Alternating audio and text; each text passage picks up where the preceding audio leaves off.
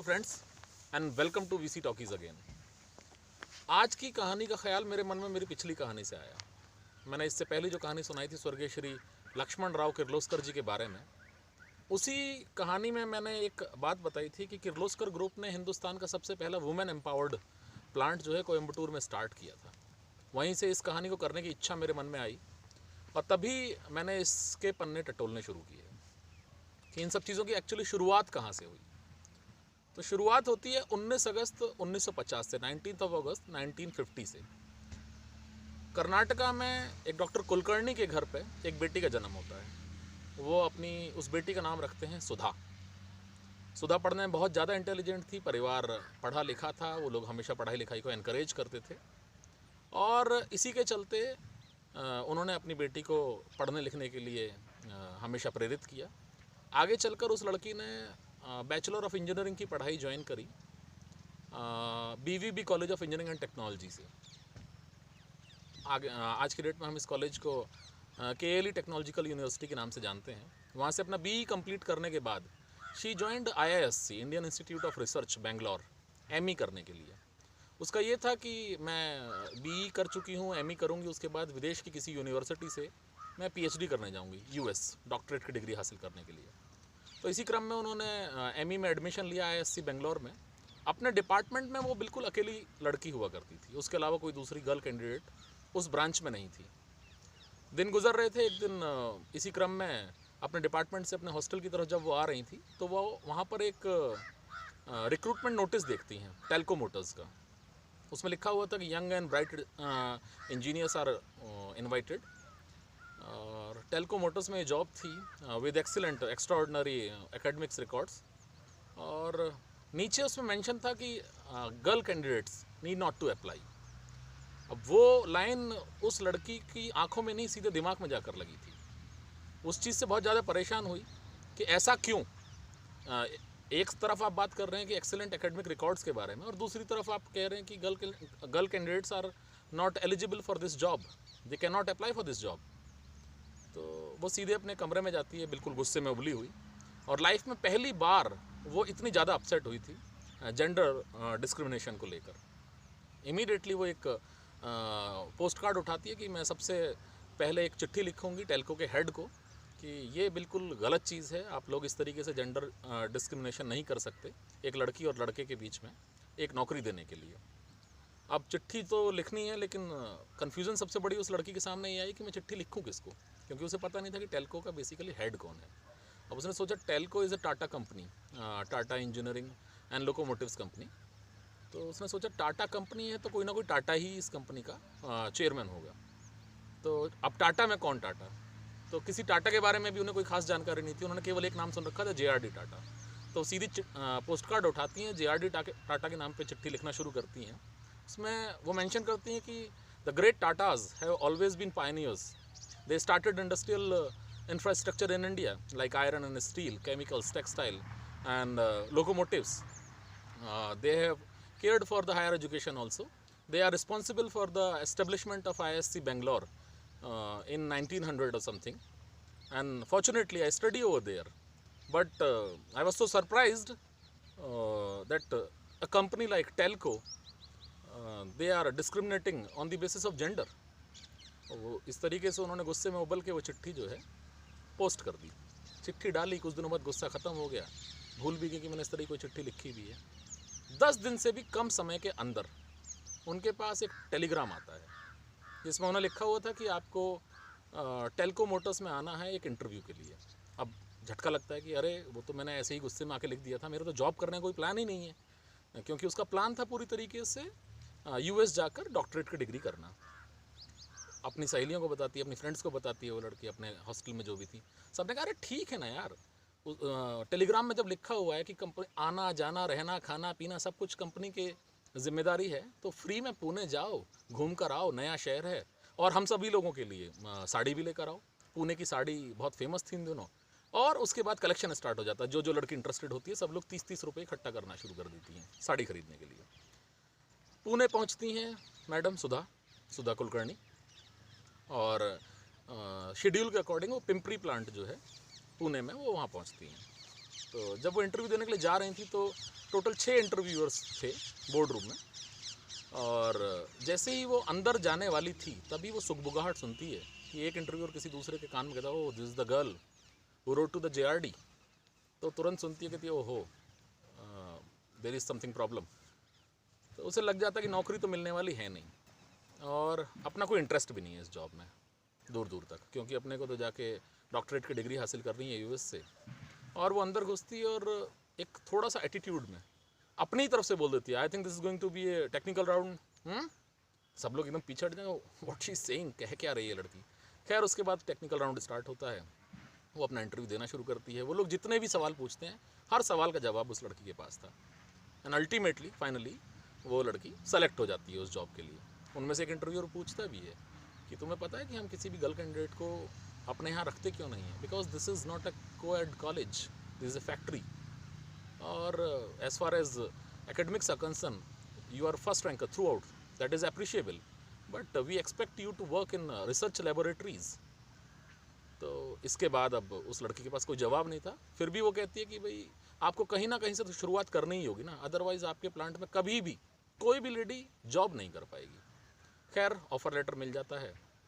बहुत ही कन्फ्यूज़न में वो फिर अपने घर पहुंचती है, अपने पिताजी से बात करती है कि डैड इस तरीके से मैंने ऐसे करके एक चिट्ठी लिख दी थी, गुस्से में आके एक नोटिस बोर्ड पे ऐसी चीज़ देखकर, और अब मेरे पास जॉब ऑफ़र है, उन लोगों ने मुझे पुणे बुलाया था, इंटरव्यू हुआ और मैं सेलेक्ट हो गई हूँ, तो लेकिन मुझे US जाना है डॉक्टरेट करने के लिए। तो उसके बाद उसके डैड ही उससे बोलते हैं कि बेटा अगर आप ये जॉब नहीं करोगे then you will set the worst example for girl candidates, कि भाई लड़कियों को मत रखो, उन्हें जॉब नहीं करनी होती है, तो मेरे हिसाब से तुम्हें जॉब ज्वाइन करनी चाहिए। तो अल्टीमेटली वो लड़की फिर जॉब ज्वाइन कर लेती है। ये अप्रैल 1974 के आसपास की बात है।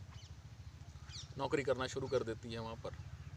तब तक वो JRD से नहीं मिली थी। खैर उन्हीं दिनों एक शर्मीले नौजवान से उनकी मुलाकात होती है, वो भी कर्नाटका से ही था, और अल्टीमेटली उससे उसकी शादी भी होती है। खैर JRD से मुलाकात करने का कभी मौका मिला नहीं, और JRD से वो मुलाकात करना भी नहीं चाहती। हर समय दिमाग में एक ही चीज़ घूमती रहती थी कि किसी दिन JRD अगर मिल जाएंगे तो कहेंगे अच्छा you wrote that post card. खैर तभी उनका ट्रांसफ़र होता है बॉम्बे। तो बॉम्बे हाउस हुआ करता था जो टाटा का हेडक्वार्टर्स था, तो वहाँ पर उनका ट्रांसफ़र हो जाता है। और उन दिनों जो टेल्को मोटर्स को हेड करते थे वो थे मिस्टर सुमंत मूलगांवकर, SM कह के उन्हें बुलाया जाता था, जो उन्होंने कन्फ्यूज़न में JRD समझ के उनको लेटर लिखा था। खैर अब वो बॉम्बे आ चुकी थी, बॉम्बे हाउस में जॉब कर रही थी, और एक बार ऐसे ही सुमंत मूलगांवकर को उन्हें कोई रिपोर्ट दिखानी थी, और बॉम्बे हाउस में फर्स्ट फ्लोर पर उनका ऑफिस हुआ करता था SM साहब का। तो उनके चैम्बर में जाती हैं, उनके कैबिन में जाती हैं, उनको वो रिपोर्ट दिखा रही होती हैं, और तभी JRD टाटा खुद किसी वजह से किसी काम के सिलसिले में SM के कैबिन में पहुंचते हैं। तो SM जो हैं वो JRD को इंट्रोड्यूस कराते हैं सुधा कुलकर्णी से कि sir she is first lady engineer in our floor shop and she is a post graduate. JRD उसकी तरफ देखते हैं और कहते हैं कि ओह गुड, मुझे अच्छा लगा कि हिंदुस्तान में अब लड़कियां भी इंजीनियरिंग कर रही हैं। What's your name lady? तो वो कहती है sir when I joined this company I was Sudha Kulkarni, now I am Sudha Murthy. तो उसकी तरफ स्माइल पास करते हैं और अपना फिर SM से बातचीत करनी शुरू कर देते हैं। मतलब दौड़ने से भी ज़्यादा रफ्तार से वो उस कमरे से बाहर निकलती हैं, इसी घबराहट में कि कहीं JRD उससे ना पूछ लें कि अच्छा तुमने ही वो लेटर लिखा था। खैर बात आई गई हो जाती है। उसके बाद कभी कभी JRD उन्हें दिखा करते थे।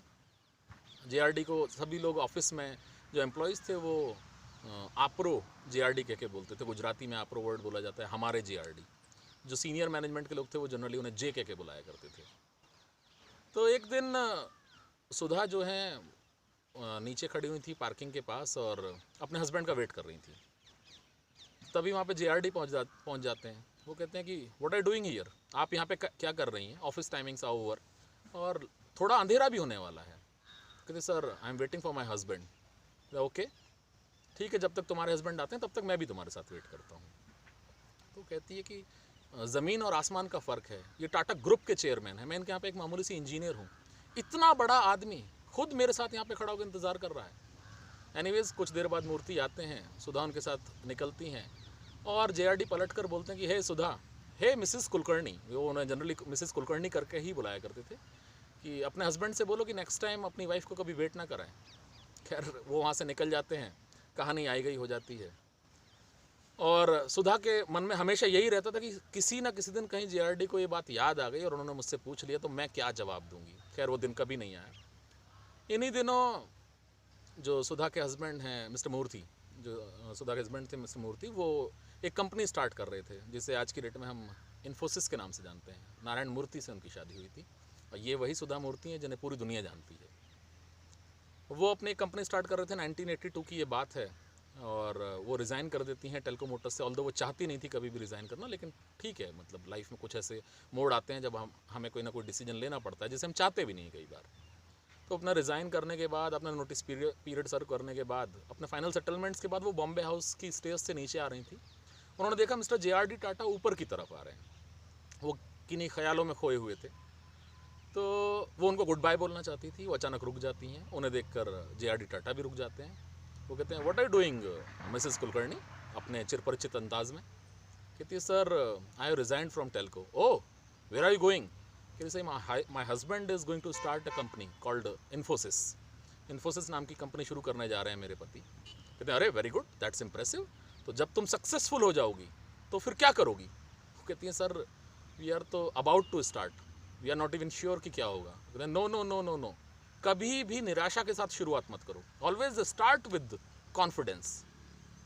तो एंड जब तुम सक्सेसफुल हो जाओ तो you should do something for the society. हमें वी शुड रेसिप्रोकेट जो भी हमें सोसाइटी से मिलता है। हमें सोसाइटी से बहुत कुछ मिलता है। And all the best for your future. और जेआरडी ये कहकर ऊपर की तरफ चलना शुरू करते हैं। ये नीचे से जेआरडी टाटा को देखती रहती हैं। और ख़ुद सुधा मूर्ति ने बताया कि that was the last time जब उन्होंने जेआरडी टाटा को देखा। उसके बाद जो भी कुछ हुआ वो इतिहास बन गया पूरी तरीके से। इन्फोसिस अपने आप में एक बहुत बड़ी कंपनी है आज के समय में।